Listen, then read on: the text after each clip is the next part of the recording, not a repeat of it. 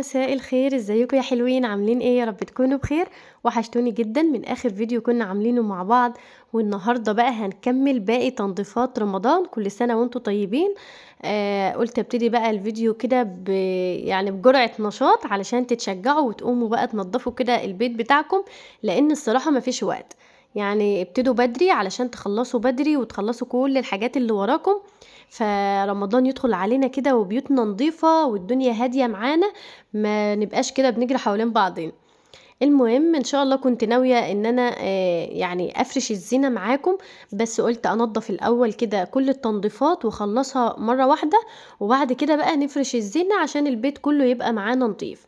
يعني بما ان بقى يعني النشاط واخدنا اليومين دول، فما نضيعش بقى وقتنا كده في فرش الزينة، يعني نخلص التنظيفات الاول وبعد كده نبتدي بقى الفرش بتاعنا. المهم اللي لسه اول مره يشوف قناتي ومش مشترك فيها، ما ينساش طبعا ان هو يشترك في القناه، وكمان يفعل زر الجرس علشان كل الفيديوهات اللي بنزلها توصله على طول. وطبعا تكتبوا لي كومنتات بقى حلوه كده زيكم علشان ناخد افكار، يعني عرفوني بقى ابتديتوا التنظيفات ولا لسه، وابتديتوا كمان تنظيف ايه الاول، يعني كده يعني ناخد كده افكار من بعض.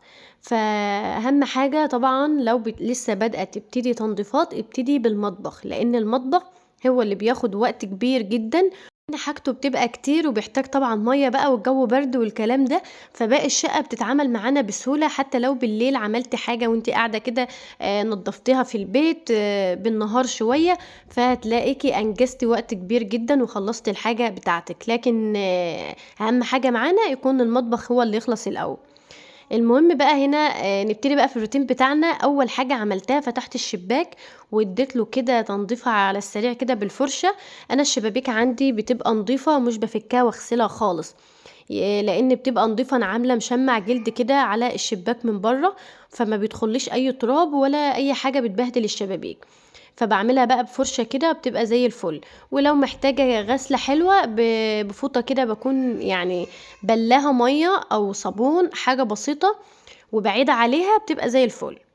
المهم خلصتها، وخلصت كمان الظهر بتاع السرير عندي برضو اللي هو بيبقى متنجد كده قماش، فعملت برضو القماش بتاعه غسلته كويس جدا، عشان برضو لو في اي زيوت او اي حاجة معلمة مكاننا كده بتبقى يعني تبقى كل حاجة معايا نظيفة، بشوية بقى معطر وشوية صابون وخليتها زي الفل.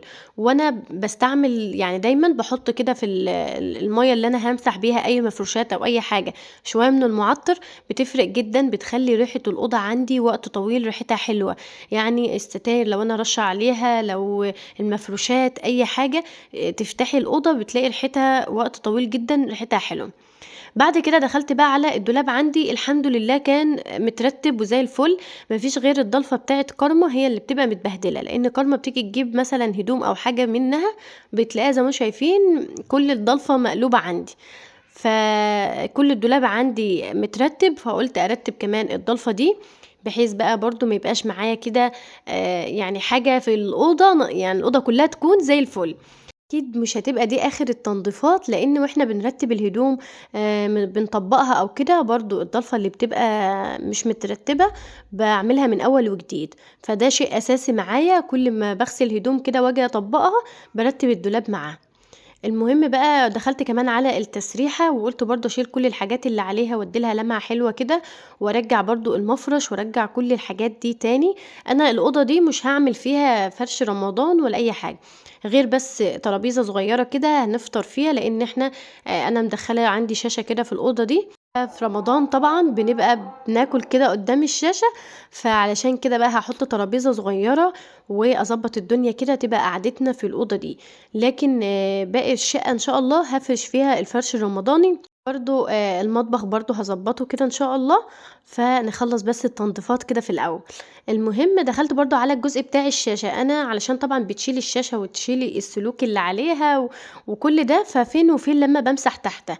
فقلت بما انها تنظيفة بقى، شلت كل المشتركات بقى وكل الحاجة السلوك دي كلها، وقلت ادي لمعة كده للازاز برضو ده، وافرش المفرش ارجعه تاني مكانه، وارجع بقى الشاشة وارجع الدنيا دي كلها. التنظيفة دي يعني من الوقت طبعا التنظيف اليومي بتاعنا بننظف عادي، بس الحاجات العميقة بقى اللي هو انت بتشيل الحاجة من مكانها ده اللي بياخد وقت، فبنعملها من وقت للتاني يعني مش بنعملها على طول.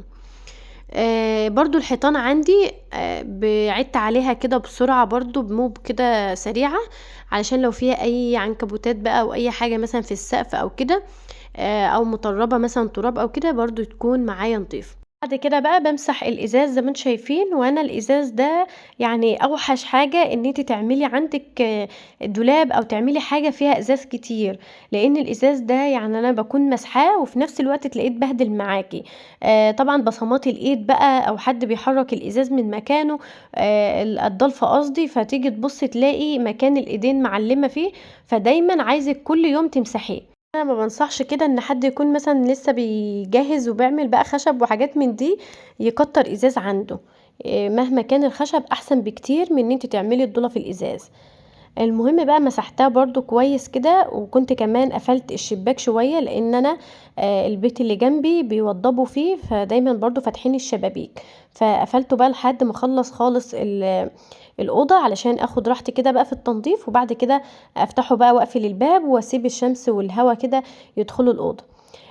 انا كمان الشباك اللي عندي اللي عارف طبعا اللي متابعني ان انا عندي شباك تاني في الأوضة، فالسرير عندي يعني مغطي الشباك خالص مش بعرف افتحه، فالحمد لله عرفت طريقة وعرفت ان انا افتحه كويس برضو، لان الشباك ده بيبقى جو احلى من في وش الأوضة على طول.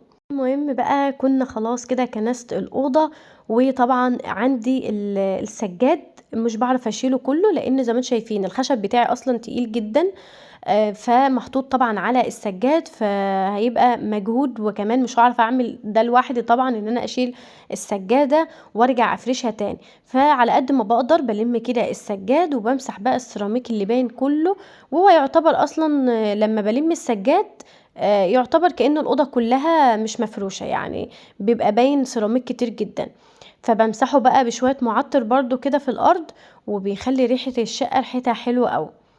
وخلاص بقى بعد ما رشيت بقى المعطر ومسحت الارض وسبتها مع نفسها كده تنشف، فرشت بقى رجعت السجادة مكانها، وكنت فتحت الشباك علشان يعني الشمس تدخل كده والأوضة تتهوى معايا، وارش بقى رشة المعطر الحلوة دي، وطبعا برش بقى على المفروشات على السرير على الستاير، بتخلي ريحة الأوضة كلها جميل.